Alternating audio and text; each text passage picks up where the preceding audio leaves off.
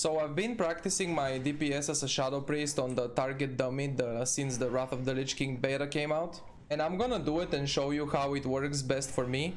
So first I will do one rotation, one boss fight. And then I will speak a little bit about it, and then I can do one more. And by the way, I have a weak aura that here above the action bars, it shows my rotation, like what I'm pressing is scrolling from right to left on the screen. It's important to do a pre-potion because remember in Wrath you can only pot once in combat. So we want to do one pre-pot before the boss, and then during the boss we can do one more. So pre-potion with the Vampiric Touch and Mind Blast, Devouring Plague, Mind Flay for the Shadow Weaving stacks. And from here it's Pump. 3.4. It's not bad. 3.4 on the target dummy. Have a little bit of buff there from the Elemental Shaman. A little bit of crit, 3%. But this is just about normal. I barely crit, I feel like, during the very beginning, which made me lose a little bit of DPS. The DPS spike could have been bigger at the very beginning. Mind Blast, Devouring Plague. One more potion of wild magic is coming, and I'm using potion of wild magic because it gives spell power and crit. The dots on the Wrath of the Lich King beta are a little bit bugged and they don't scale with haste yet. So I'm using the spell power and crit potion. When the dots are fixed, there are haste potions as well. I'm not sure which ones will be the absolute best, but I'm focusing on the rotation mainly. And that's pretty much it. Potion of Wild Magic is over now. You can see how it's grayed out. I cannot pop another until I leave combat, so... just a few things. You can see I have Inner Fire. Inner Fire in Wrath gives spell damage, so don't forget to always have it on. One thing that at the beginning I was doing is, since in TBC I cancelled Mind Flay on the second tick a lot of the times to Mind Blast every time it's ready and to reapply the Vampiric Touch. In Wrath I was losing DPS when I was cancelling the Mind Flay. And you can see here how the Mind Flay did this much damage, by far the most damage done, 37%. So in my opinion it's important to let those Mind Flays fully channel every tick out of them. And especially later on when we get tier 10, the tier 10 4 set bonus, it's a huge buff to Mind Flay. We'll be Mind Flaying way more and using Mind Blast way less. But we still need the mana regen, you know, the mana replenishment buff, so if we don't have anybody else in the raid that can proc it, we still need to Mind Blast from time to time. But right now, and in the early Wrath, you see me Mind Blasting on cooldown, and it's on a 5.5 second cooldown, because I even have the talent improved. And then Vampiric Touch, maybe Mind Flay is worth sometimes cancelling after the second tick to reapply Vampiric Touch, because you can see how the second most damage done. Vampiric Touch is the hardest hitting dot in Wrath of the Lich King. In TBC, Shadow Word Pain was the hardest hitting dot. And in terms of popping cooldowns, I try to pop them all as early as possible so that they come back off cooldown as early as possible, and I can pop them multiple times during a fight. So I do pre-potion before we pull the boss, and then once I get 5 stacks of Shadow Weaving, I pop the rest of the cooldowns, being Troll Ratio, or if I have Damage Trinket on use. And the first Inner Focus as early as possible, like the second ever Mind Blast casted, just so I still have the pre-popped potion that gives me damage, and if the Inner Focus makes that Mind Blast crit, you know, it crits with bonus damage from the potion still. Try to do as much damage as possible to get as big a DPS spike as possible. Just like...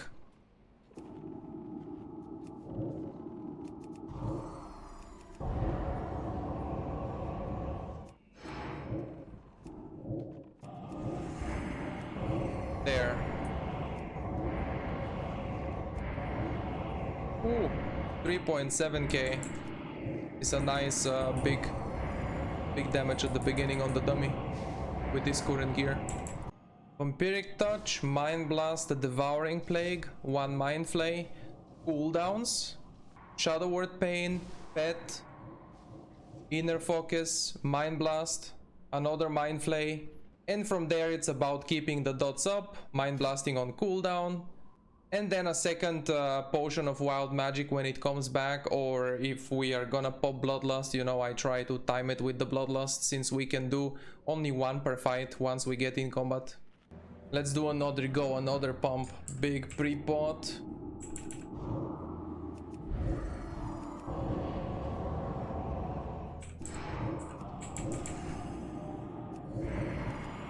No crits right there, so that could have been better.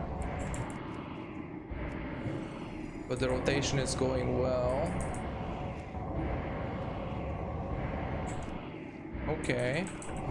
Okay, 3.6 on the spike here. 3.6, 3.5 at the very beginning. That was decent.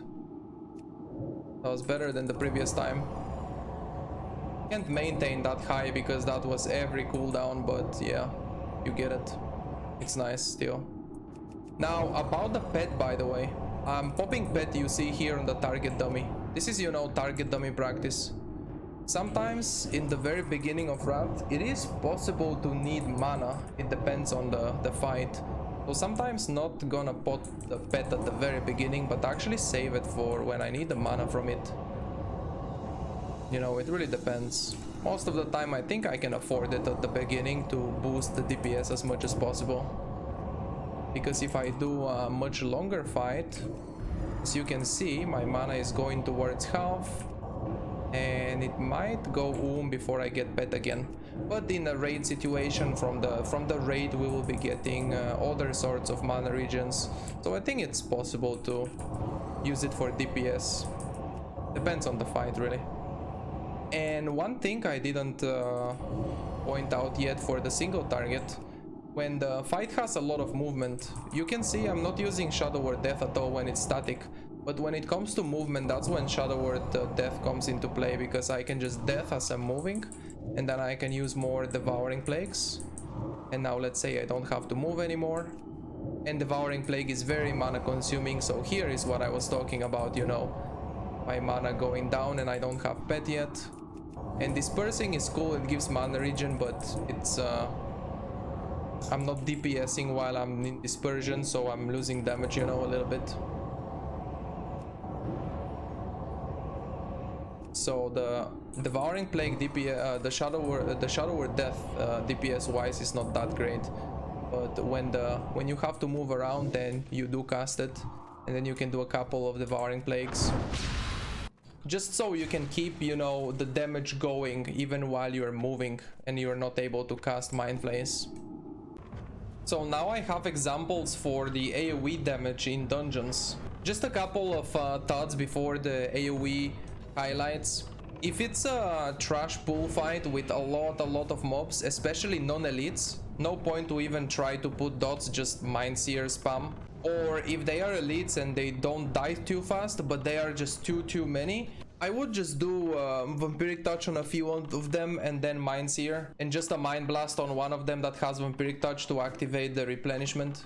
The point is, sometimes it is better to just spam Mind Seer, depends on how many targets there are and how fast they die. But also there are a lot of times, and the best AoE comes, the most DPS in an AoE comes when you do use Vampiric Touch. In TBC, if you wanted to AoE, you would put Shadow Word Pain on everything because it's the, you know, the strongest dot. But Vampiric Touch is the strongest dot now in Wrath, so it's good.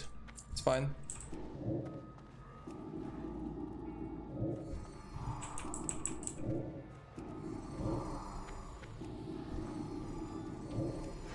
And pop the ratio here.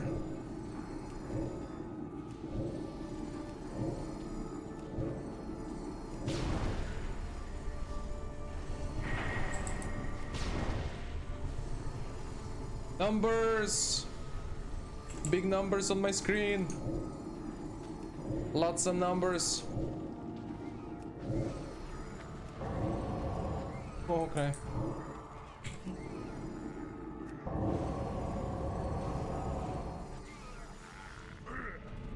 Ah. The damage of a mage on a trash pool, on an AoE trash pool. That's not bad.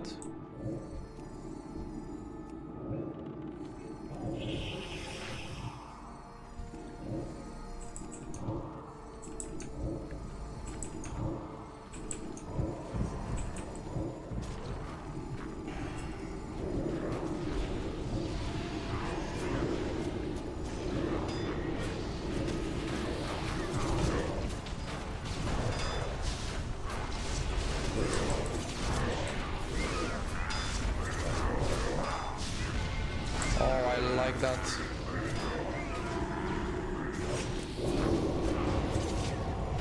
It's like in TBC on Trash, if I want AoE, Vampiric Touch is the most important by far.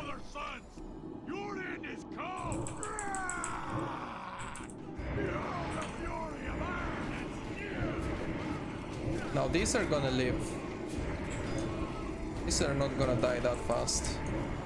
On this I can put it.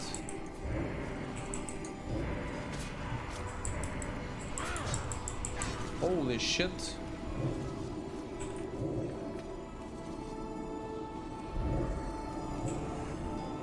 Can't even mine here.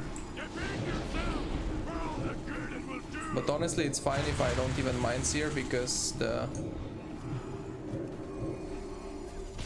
Vampiric Touch uptime is more important. Vampiric Touch is the biggest DPS. Now they are about to die, I'm not gonna use it anymore.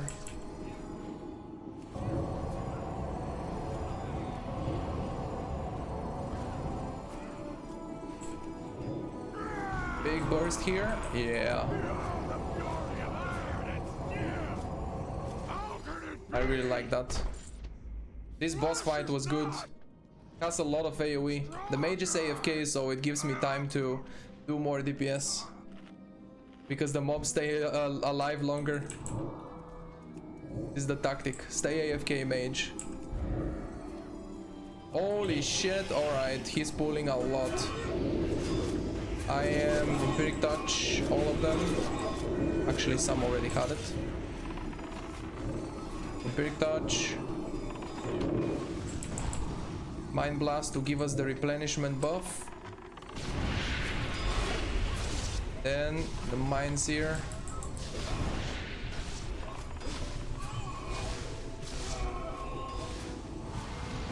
Shadow Priest can pull out some numbers. Shadow Priest and Rogue, look at us. Enjoying AoE. We did not have any in TBC. Rogue only with the cleave talent, Blade Flurry from combat. 2 targets. Now he hits all the targets with, what is that? Fan of Knives.